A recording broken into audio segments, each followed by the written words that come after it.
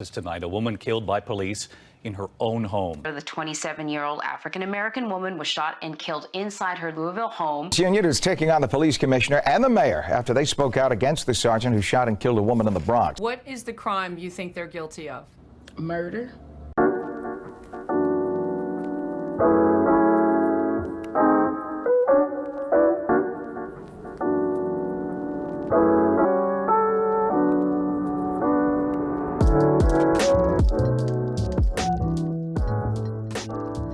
Welcome back, family, friends, and foes. This is another episode of Scales of Truth. Scales of Truth. I'm Anthony. I'm Tara. And we got a good one for you guys today. Hola, ¿cómo estás? Hola, ¿cómo está? Me too. Wait. Muy bien. You too. You too? How are you? Bueno. Bueno. Okay. All right. Well, today is July 12th. It is the 12th. However, when we release it, it'll be July 13th. Yes. Which is the 5th anniversary of the late Sandra Bland. Mm-hmm. Would you like to go over a little bit of the backstory? So just quickly, Sandra Bland was pulled over, and the cops locked her up. She was in jail. And she ended up, they ended up saying, she had, some kind of medical thing that happened or whatever, and she ended up dying.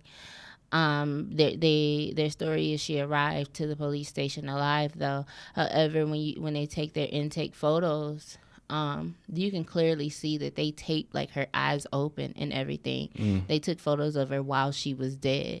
Okay. So, or I don't even know.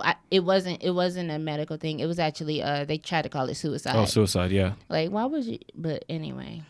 Yeah. It's that one is so how old I am is the same age Sandra Bland was when she died. So when it happened 5 years ago, I'm just thinking but she's a little older or whatever. But now being her age, right? It kind of hit a little bit different. Yeah, definitely. Yeah, I feel that. But today we're talking about, like her, the other women that have unfortunately been succumbed to police brutality or just a misuse of force, a misunderstanding of how it's supposed to be. If these and we're not condoning the lack of justice for people that deserve it. Right. Because we all know that everyone's not guilty, everyone's not innocent as well. So we do believe that if you do commit a crime, you should serve whatever penance that is. That is directly correlated to the crime that you commit. What we don't condone is the enforcer of the law also being the judge.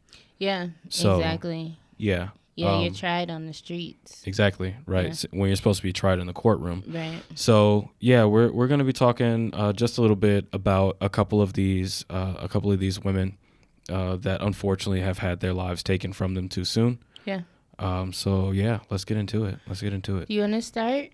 Yeah, so one of the women, her name was Alberta Spurl.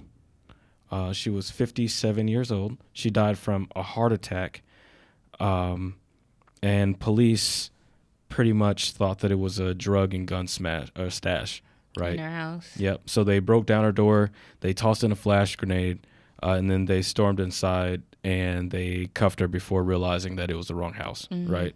So she went into cardiac arrest. It says about a half hour after the police officers raided her house. She died shortly before 8 a.m. at the hospital. And then the guy that they were looking for, Melvin Boswell, they thought that he was using her house as a drug stash, right? And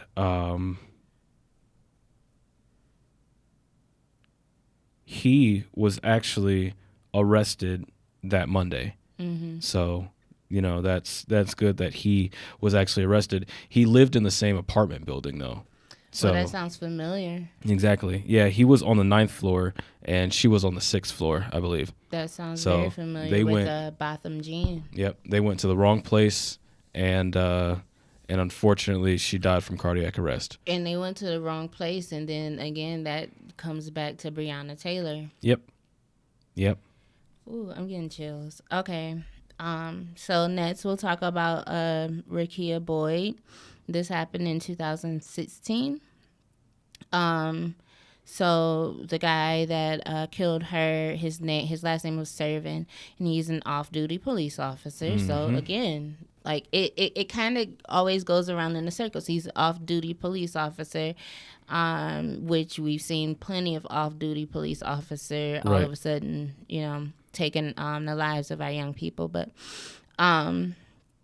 what happened was he confronted a group of people in which Rekia was in, and told them to be quiet wherever they were. Words were exchanged, you know, and Boyd and the others she was with turned to walk away from the argument. And at that point, Servin, he fired 5 shots from his car. Like, he's in the Right. car, right? And he struck Rekia in the head, and she died. And so what he told investigators was that he feared for his life and fired in self-defense. Right. Here's my thing, like her boyfriend wasn't killed, right? So Right. if he has a gun in his hand, so you pull your gun out and shoot, why wouldn't he shoot back if he actually had a gun? Well, my question is, how come he didn't get shot? Yeah. If there was a gun, right? There should have been an exchange. But he told him that he saw him pull out a gun, and he was charged with involuntary manslaughter, Right. not murder, reckless discharge of a firearm, and reckless conduct, and he was acquitted in April of 2016. Right. Or 17, I'm sorry, it would have been 17. So, yeah. So we have the next one. Her name is Chantel Davis. So the shooting took place after 2 officers approached the car. Chantel moved into the passenger seat and opened the door, and she hit one of the officers and knocked him back, right? And she reportedly went back into the driver's seat and put the car into reverse. And then Detective Philip Atkins opened the driver's door holding his gun in one hand. And he said that there was a struggle when he tried to put the car in park. And then that's when he shot her in the chest. Yeah. And she was definitely unarmed. Says that witnesses told of how Chantel was asked to step out of the car, and she did what she was seen to be. It says witnesses told of how Chantel was asked to step out of the car. As she did, she was seen to be bleeding. And she was comforted by a woman from the crowd. So someone actually did come out and try to comfort her. She died on the way to the hospital. So another witness said that Chantel didn't try to put the car in reverse, and saying that they were already on her and she had nowhere to go. And then another witness also said, I saw the officer pull the lady out of the car face down and she fell, and that was it. So both of the officers were both in plain clothes, and they had began to follow Chantel in an unmarked car after she ran through a red light. So it said at the time of the incident, Atkins, who fired the fatal shot, was subject of 2 civil rights lawsuits and had previously been investigated. So, yep. All right, so next we have Shelly Frey. So Frey was reportedly pursuing a Walmart with her friends, and I won't say their names, when a Lewis Campbell, a 26-year-old veteran, or 26-year veteran from the force, approached the ladies about shoplifting. Okay.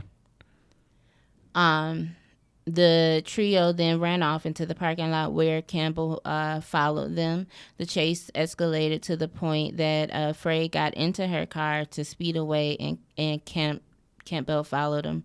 Shortly after, he fired, striking her in the neck. He claims that he eventually drew his gun because he was between the car door and the driver's seat and feared for his safety. Right. It's the running thing.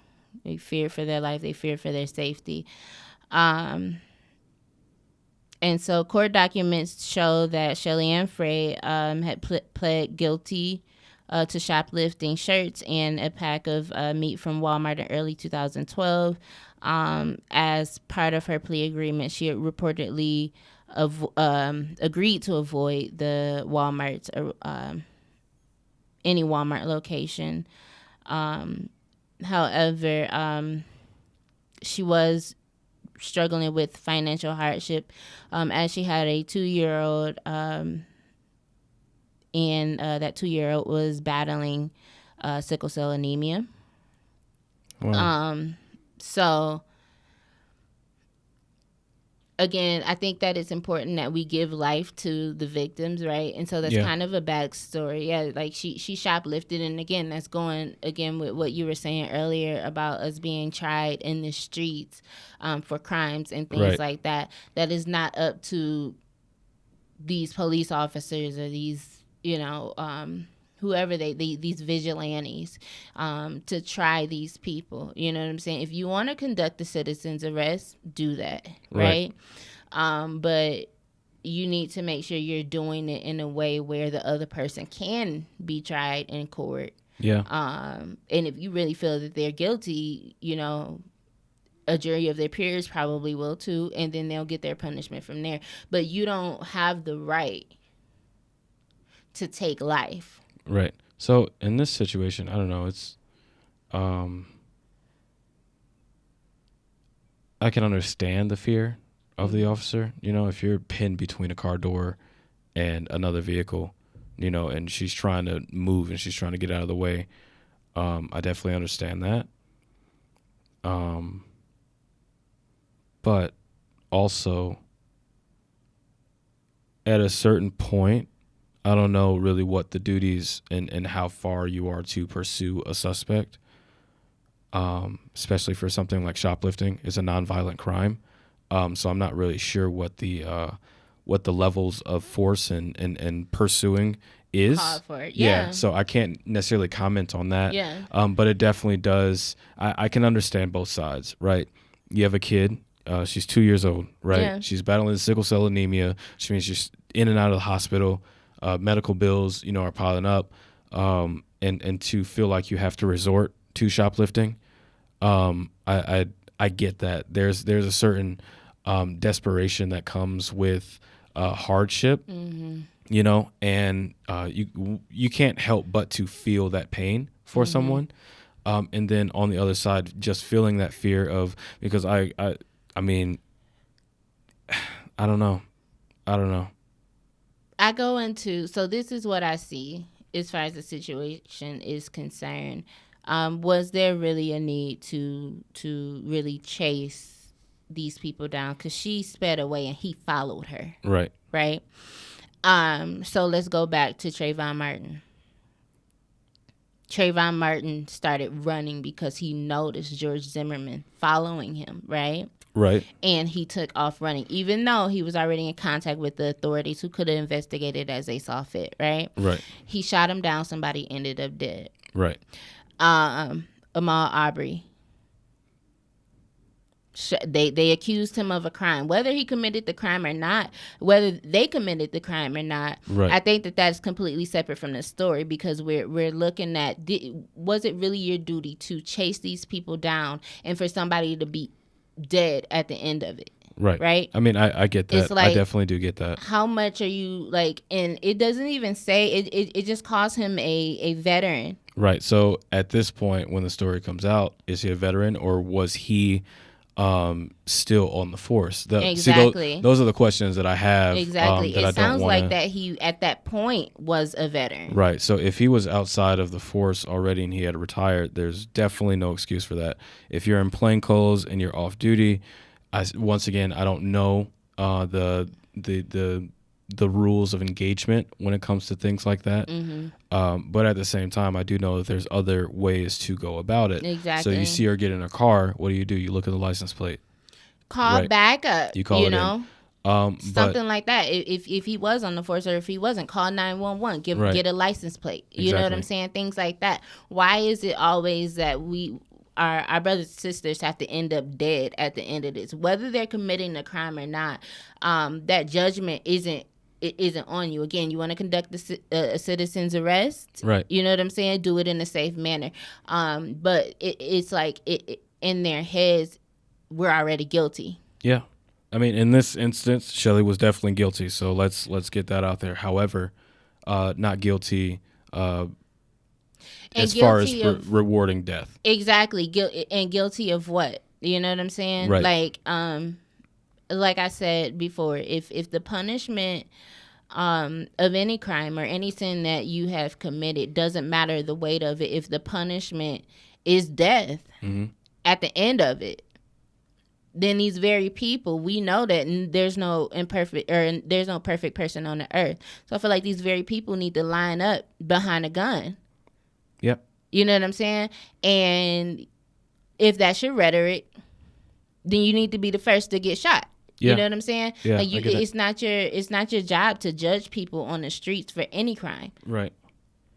All right. So next we have Kiam Livingston. That was definitely an unfortunate story. We have Miriam Carey. We're just going through names here just to give you guys light as to how many people, black women, have been killed along with our black brothers. Because it seems as though black men get more notoriety in the public eye versus our black women. Definitely. And our black women are some of the most powerful beings on this planet. We have to protect them at all costs, and we have not been doing so. Yeah. As men and as black men, we need to stand up because as much as we're being hunted and killed and vilified, so are our black women. And our black women are also dying in the hospitals giving birth. Yes. You know, so they need our help. They need our assistance. They need our protection. They need someone to help them out. So, black men, stand up. We have Tanisha Anderson, and then we have Atalia Marie Kelly. She was actually one of the most recent ones. She was killed in Iowa City during a protest. So, and this was during a Black Lives Matter protest. So if that doesn't put it into perspective, I don't know what will. So yeah. And I do want to shine light back on Sandra Bland. She was very active as far as the Black Lives Matter movement. Yeah. Before she passed away. And I think that when we look at the pictures of the protesters out there, we see a lot of black men. We see, a lot of people of other races. But I think that it's important, not just in the Black Lives Matter movement, but even within our political movements, the representation that we have been getting here lately, as far as politics are concerned, is definitely backed by black women. Yeah. I think that the Most High is really using them in this season, black women, period. And sometimes I sit back and think about the reasons for that, and it's like a guy was actually speaking to me yesterday in regards to it, that they tried to take the men out, right? Right. They tried everything that they could do to take the men out, and mentally they did a lot of damage. A lot of our black men are in prisons. Yep. A lot of them are lost spiritually, right? So knowing that the man is the head of the home, that's what they attacked. Right. But what he was saying was, but they underestimated my daughters. And we're really going to see him start to move and start to use Black women as far as this change that's taking place, as far as what we're going to see in the future, as far as politics are concerned, as far as just the movement to get human rights for Black people. We are really going to start seeing that. And so, yeah, like my thing is like he's going to be using Black women, and in that we need to the same way that Black women have stuck up for Black men in history. Right. We really need to see our men standing up and protecting us, because at the end of the day, yeah, Yah is going to use us and he's going to protect us, but he don't have our Black men here for nothing. Right, exactly. And we as men, we're natural enforcers. You know, we're natural protectors. It just seems as though we've been protecting the wrong people. And as a Black man, and it's so the argument that that I don't really like is saying that, oh, well, she was somebody's daughter, oh, she was somebody's sister, that could be your mother, that could be your grandmother. It's like, even regardless, she's a woman, period. So just the same way that I read another post saying that that men are only loved for what they can offer. That seems to be on both sides. You know, like it seems as though the arguments that people make is that a woman is not useful unless she is somebody's daughter or somebody's mother or somebody's grandmother. And it's like that makes no sense. You should be able to exist as a person, period. You know?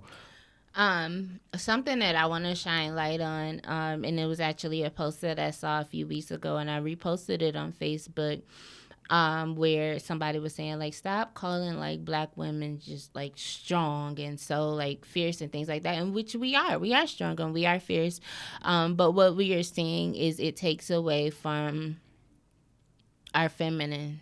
Yeah. The how feminine we are, you know, and it's part because we have been forced to be strong and to be fearless. Yeah. But at the same time, that's what we're seeing, like, in the hospitals. It's like, you know, Black women are known to be so strong and to be, you know, all these things. So now when a doctor is looking at a Black woman and she's saying, I'm in pain, something is wrong, he's like, oh, she has to be exaggerating, like, because like, she can take it. And that's generally what Black women get in the community is, you're strong. Like, that's the encouragement we get, is like, you're strong. Right. You know, and it's like, it takes away how feminine we are, and it really it disrespects our humanity too. Yeah. Yeah. Because along with that, it just comes with knowing that you can take it. And it's like, just because I can take it doesn't mean I need to. Yeah, exactly. You know? Like, just because I am strong doesn't mean that I have to be strong at all moments of the day. Exactly. It's like, and that's insane. Because it's like, when I have to be strong, who's going to be there for me when I'm weak? You exactly. know? And even in being weak while being strong, that is so, that's so exhausting. Yeah, like, it is. Mentally, physically, like, you wonder why, like, people are always tired. Yeah. It's not even just your body is tired. You're tired mentally, all around. Exactly. Mentally, emotionally, spiritually. You're like, yo, come on. And I think that really plays into, like, this whole angry Black woman narrative as well. Yeah. You know what I'm saying? Because it's the same thing. Like, across the board, you kind of see, as a Black woman, speaking as a Black woman, across the board, you kind of see the same thing over and over again. So when you're talking to friends, you're talking to family about troubles and things like that you're having, right. And it's like, you're strong, like, you can do it and things like that. And we don't have a moment to be weak. Right. And then when we go into the workplace, we know that we are strong, but we're also in a workplace that's dominated by white men. Yeah. You know, so we have to stick up for ourselves, because who else is going to do it in this place? And then all of a sudden, because we are known as strong people, we are angry when right. we have to stick up for ourselves. And so it's just like all the way around. I think that our us as women, We're underappreciated as just women. Yeah. And we're also disrespected because it's like we're a punching bag. Yeah. And it eventually, I think a lot of times, it does turn us angry. At some point, you keep taking it and taking it and taking it, you're going to become angry. Exactly. Yeah. Yeah.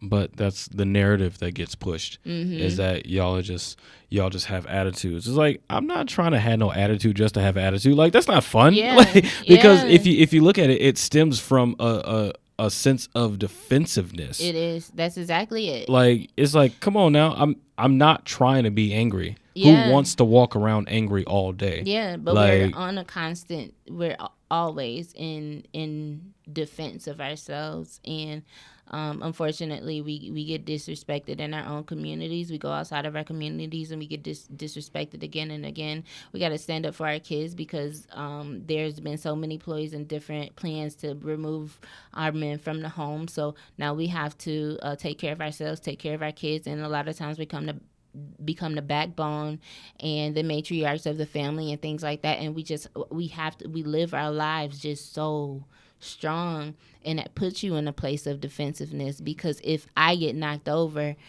everyone under me could come tumbling down as well. Yeah, exactly. So, black men, step up.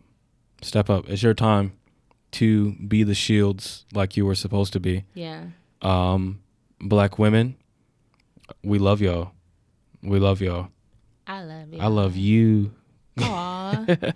But I definitely have a special love for, I think that black women are amazing. Yeah, 100%. But we gotta get 100%. the rest of everybody else to see it, Yeah. you know. What else do you have? So I wanted to kind of end it on, I think everybody knows like the Sandra Bland story. Yeah. But so we have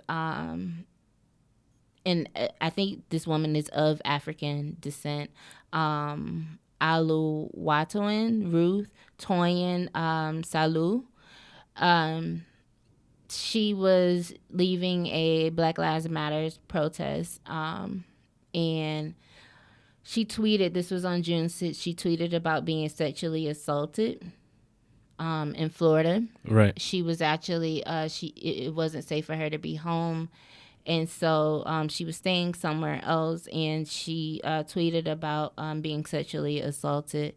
And then her and another woman, it was an older white woman, actually found dead in Tallahassee, Florida. And so there's still a lot of investigations as far as what exactly happened to her. However, I think that we need to continue to push this out in the media. The same way we're pushing Breonna Taylor, we haven't really seen a lot of movement on it. I know that they reopened the case, but we need to keep pressuring them, and we need to pressure as far as this young lady is concerned too. I want to make it clear that I don't want this podcast to be about just justice for black women against like white officers or white anybody. Right. I want it to be about justice for black women against anybody that is abusing Right. Their power. abusing black women, and anyone that is bringing injustice to a black woman, period. Yeah, that makes sense. So remember those names. Remember this date, July 13th. And do better. Yeah. Do better. So we love y'all. Peace out. For Rakia Boyd, Tanisha Anderson, Yvette Smith, Ayanna Jones, Kayla Moore, Shelly Frey, Miriam Carey, Kendra James, Alberta School, Tarika Wilson, Sharice Francis, Chantel Davis, Melissa Williams, Darnisha Harris, Michelle Cusseau, Pearlie Golden, Catherine Johnson, Eleanor Bumpers, Natasha McKenna, Shanika Proctor. Listen.